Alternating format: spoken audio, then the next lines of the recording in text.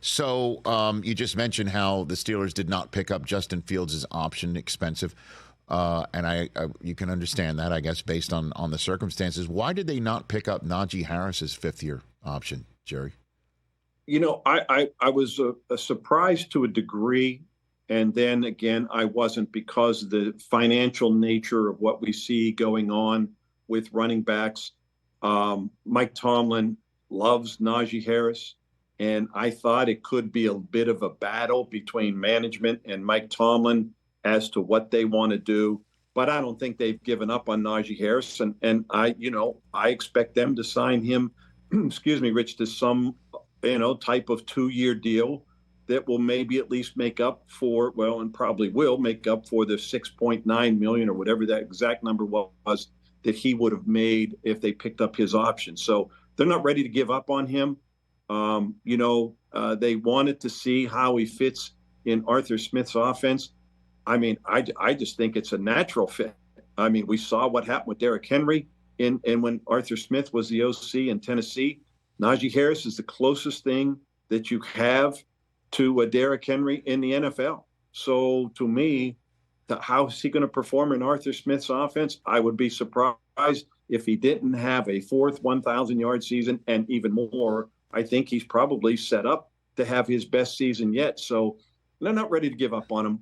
I don't think they'll let him go. I think you might see them try to sign him to some type of 2-year deal before they get to next season. Well, for his sake, I hope that happens because, ask any Falcons fan over the last couple of years, and they'll tell you Arthur Smith likes handing the ball off to multiple backs, and they've got Jalen Warren and Cordero Patterson, somebody who we've seen what Arthur Smith can do with him if he is healthy. So you've got that. Obviously, I'm biased. I think drafting Roman Wilson is fantastic.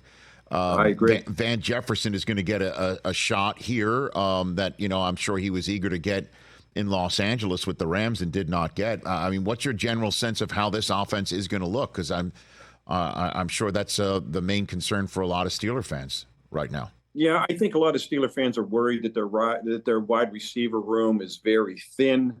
I would not. I disagree with that from this standpoint.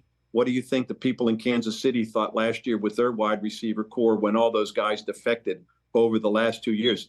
Last time I checked, didn't seem to bother them or Patrick Mahomes. They expect George Pickens to take another step and be a star in the league. And I'm with you, Rich. I like Roman Wilson. You talk about a guy who is a perfect number 2 type of receiver, kind of a Hines Ward type with the physical nature of his game. He catches everything thrown at him, loves to play in traffic. That was Hines Ward's signature. I'm not going to sit here and tell you he's going to be Hines Ward, but I like the signing. The draft pick. And, they brought in a couple veterans. You mentioned Van Jefferson, Kez Watkins. And, they still, Calvin Austin's in his 3rd year, but it's really his 2nd year, and he's a speed guy.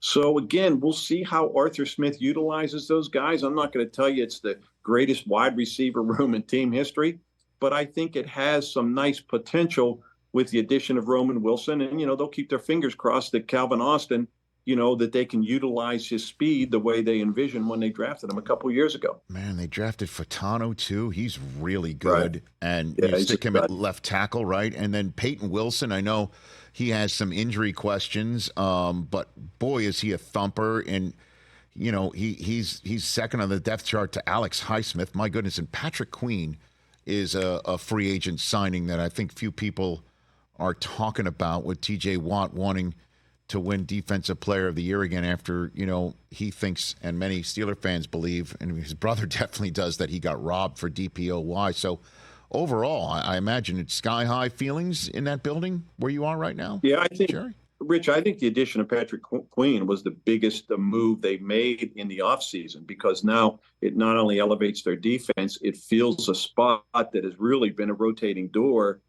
annually since Ryan Shazier's career-ending injury. So to me, that was the biggest move they made in the offseason. And you mentioned Peyton Wilson. I tell you what, I think that's not only potentially the steal of the Steelers draft, it could be the steal of the NFL draft. This guy is not only a thumper, he can run. And yeah, he's had injuries issues, but not the past 2 years. And I will tell you, Rich, if the Steelers red flagged him at all, they would not draft him. They've always believed that way since Dan Rooney was in charge.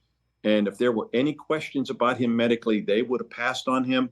And to get him where they got him, to me, I think, as I said, potentially the biggest steal of the draft. All right. And so could this season go so well that some Steeler fans are happy that Mike Tomlin's there, Gerry? I mean, could that possibly happen, Gerry? Is that finally not want to throw them out of town? You know, the way I look at it, Rich, they were 10-7 last year and made the postseason. Right. Right now, they are a better football team. So you can go from there is the way I look at it. You know, 11-6, maybe with a few breaks, 12-5, who knows?